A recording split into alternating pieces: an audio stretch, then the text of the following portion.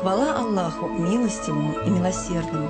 Наступил священный день Ид-аль-Адха, один из двух праздников в исламе. Ид-аль-Адха – праздник окончания хаджа.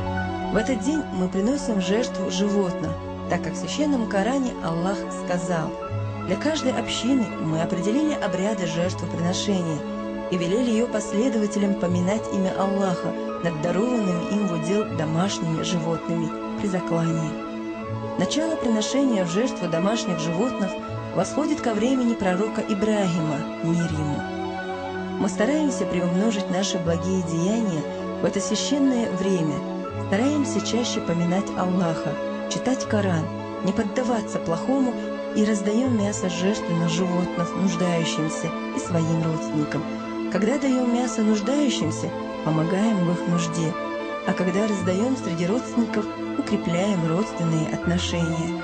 Для нас, мусульман, этот день — великая милость, хвала Аллаху, который нам даровал его.